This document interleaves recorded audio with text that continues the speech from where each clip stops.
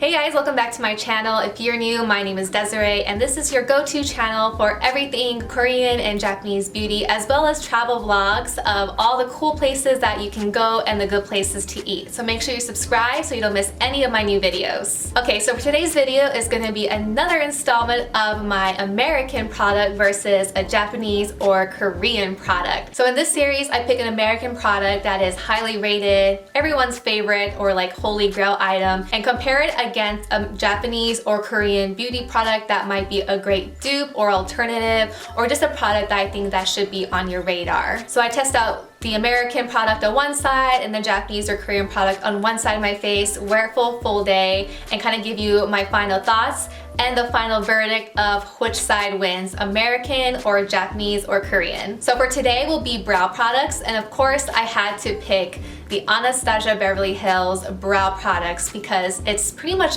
everyone's go-to brow product. I myself love the brow products from Anastasia Beverly Hills. It's what I've been using ever since I pretty much started doing my brows. So I picked the Anastasia Beverly Hills brow definer in dark brown right here. And for the Japanese or Korean side, I picked a Korean brand this time, and it's from Etude House, and it's the drawing eyebrow. Similar to the brow definer, you have the brush on one side and then the retractable triangular kind of shaped brow product on the other side. So if you want to know which product emerges as the winner, make sure you watch to the end. Alright, over on this eyebrow, I'm going to be using the Anastasia Beverly Hills brow definer, and I'm in the shade dark brown. So first I'm going to use the brush side right here to kind of comb my brow hairs up. Then I'm going to carve out the bottom part of my eyebrow. Alright, then I'm going to lightly do the same thing for the top part of my brow. Right now that's kind of carved out, I'm going to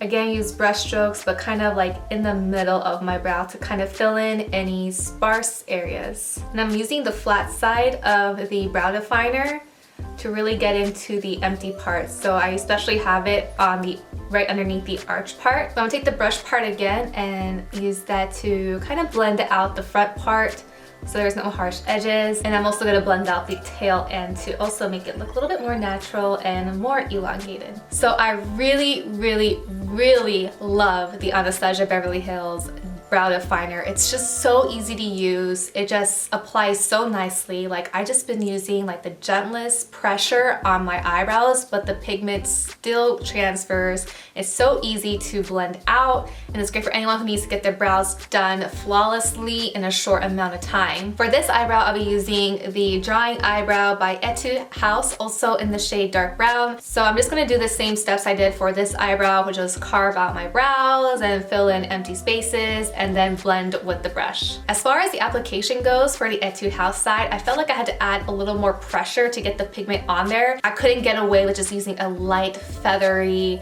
brush strokes as I did for my other brow. Felt like I had to be more concentrated in applying the product. Also, on the other hand, if you put too much pressure on, you get that waxy texture slash look to it. Then you have to blend that out, but if you blend it out too much, the product completely disappears. So for this product, you kind of have to find that nice balance between applying it and blending it. But otherwise, both brows look pretty much indistinguishable from each other. They both look flawless, at least in my definition. I always try to follow my natural brow structure, and they both look great. So I don't know if this has ever been done before, but I'm gonna be doing a wear test on these brow products.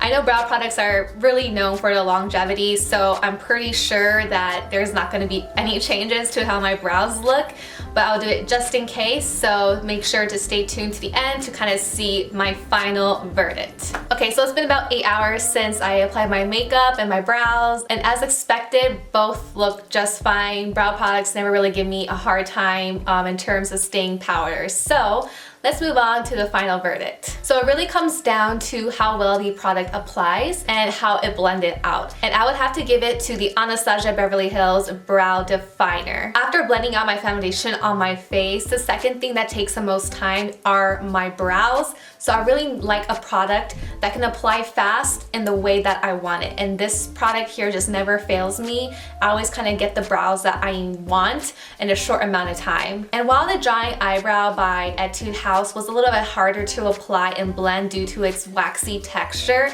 It's still a really great affordable dupe to the Anastasia Beverly Hills one. And as you can see, after everything's said and done, both brows look amazing. And quickly, the cost comparison, the Anastasia Beverly Hills one is $23 and the Etude House one is $1.50.